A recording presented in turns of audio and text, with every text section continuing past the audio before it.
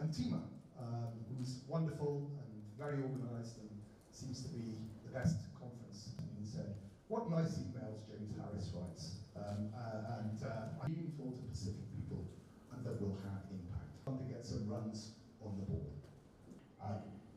I would like to thank the presentations. There are Actually, I was enjoying just listening to the discussions about the program for today. The reason why I enjoyed it because I was just daydreaming back into my former job as an academic and as a surgeon. But thank you. Just I was sitting there for a little while and saying, wow, just a few months ago I would have been here, but sitting down there thinking of a research question.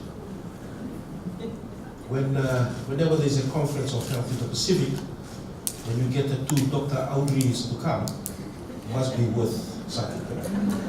So we've got the famous two Dr. Audrey O'Moore and Audrey Loman. And welcome again to both of you. And this must be a real conference day. Malolele talofa kia ora, Maori, hello.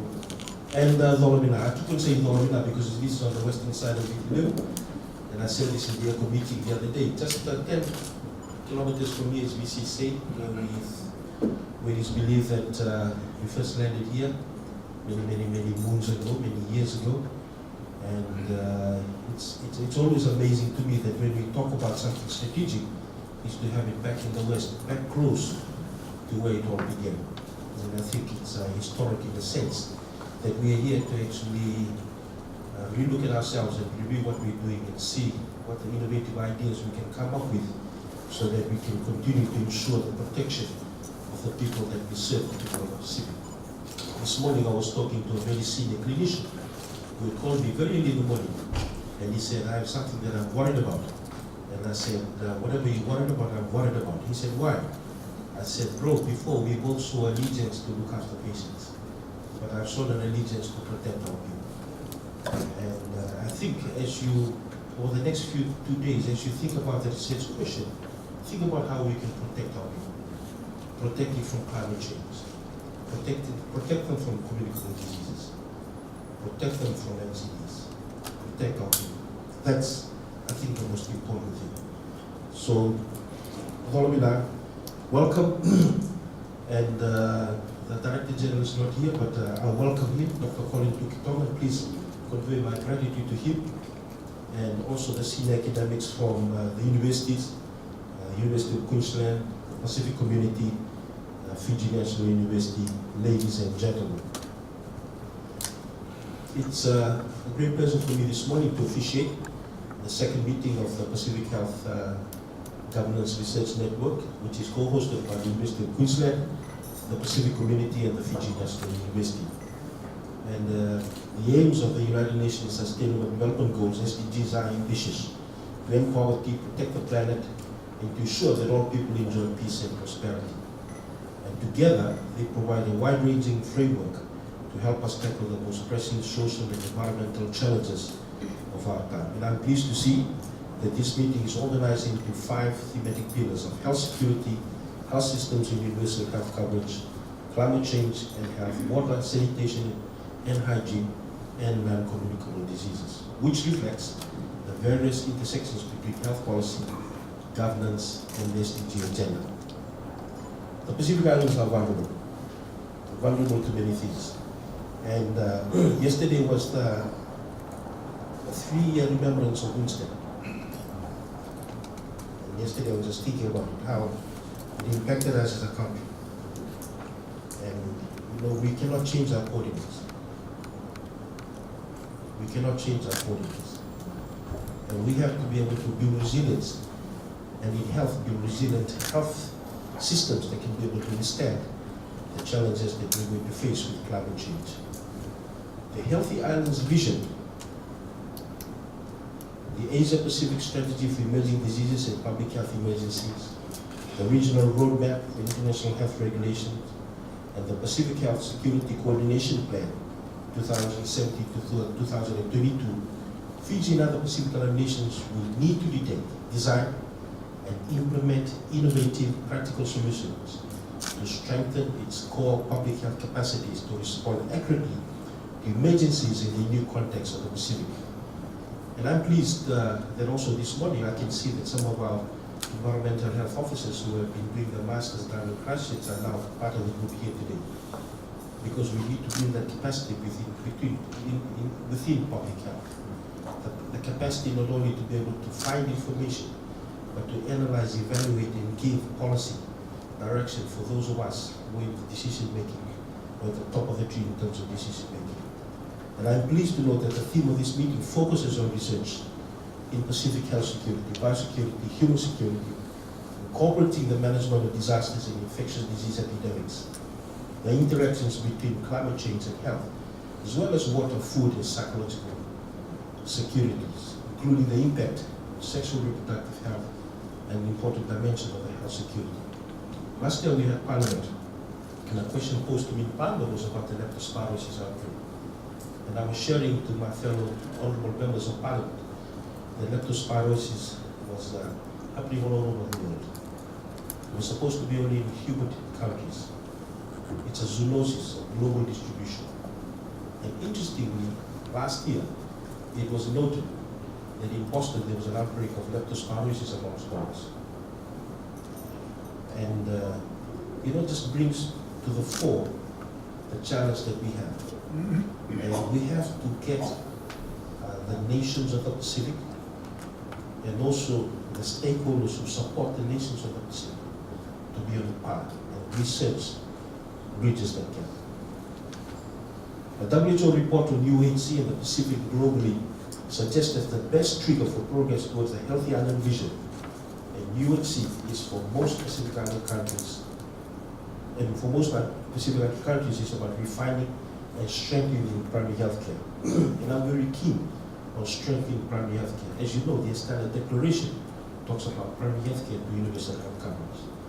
And after 20 years of being in theatre, I've now realized that that's the way we need to go. We need to use the right health service delivery models at primary health care level, with particular focus on integration of public health and clinical needs. And within the Ministry of Health, we've now done reforms to ensure that we're getting the clinicians right down to the primary health care coalface, so that not only they understand the challenges that our public health physicians have, but that they also have a mechanism to be able to educate, to be able to allay the fears that the community may have. We need to increase the share of resources allocated to lower level health facilities and community-based services for primary health care, and improve the managerial, administration, and supervisory capacity. One thing that's often said of us doctors is that we are maybe good clinicians but not good managers. And it worries me because in medical school, one of the first things we learned was how do you manage the patient? How do you manage the patient? And if you went to a problem-based learning curriculum like I went to, and many of us who went to the FSL went to, we would have been told from year one, how do you manage the patient? So what doesn't make sense to me is that all that year of learning about how to manage a patient, and all the years of managing a patient, somehow we couldn't put it into the context of managing the resources that look after the patient. The research is to concentrate on the ramifications, broader environment of Pacific health governance, and the manner in which drivers such as human rights, market and mobility interplay to determine access and provision at the health services. At the local level, it appears that the network will strive to investigate the impact of social factors such as attitudes, norms, and gender in relation to accessing healthcare and how they differ across the region and between communities in the Pacific. Another very important area that is already affecting human health is climate change. I just talked about the Winston, tropical cyclone Winston being remembered 3 years ago. Yesterday I went to receive His Excellency, the Regional Director of the Western Pacific World Health Organization. And we went down to Suva, he had a few meetings. And in the evening we had a welcome function for him. And we had a welcome cocktail. And I introduced him to Rav Neil. Rav Neil just finished his internship in Lautoka. He arrived in Coral. 1 week later he was hit with Winston. And he was the only doctor for 48 hours.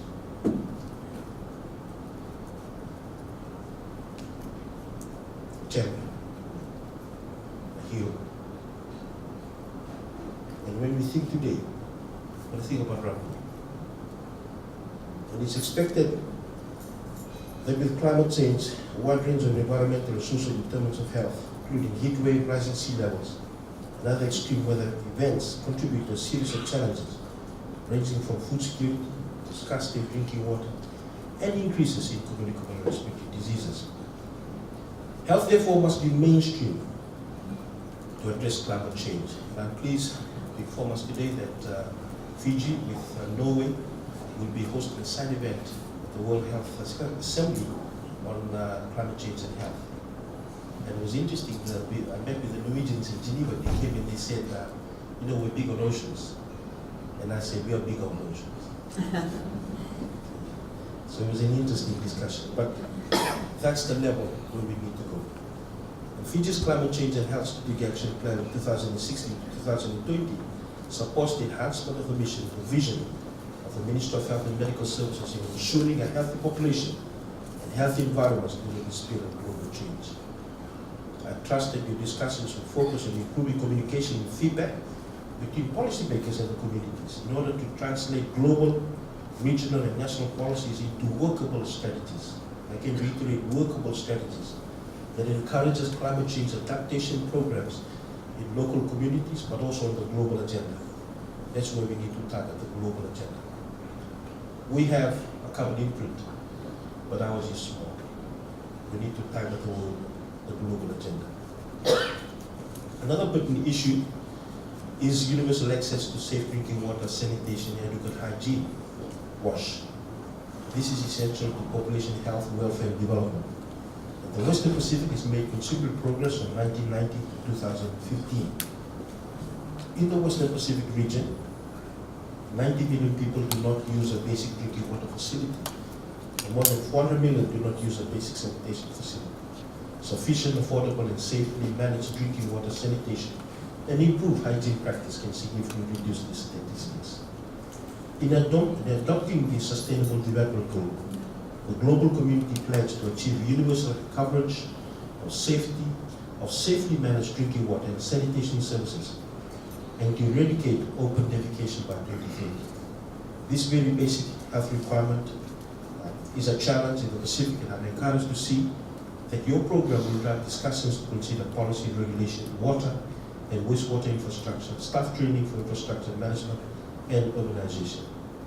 Your research plans could evaluate models for building sustainable water systems, increase institutional capacity for surveillance of water quality and waterborne diseases, and ensure clean drinking water in health facilities and schools.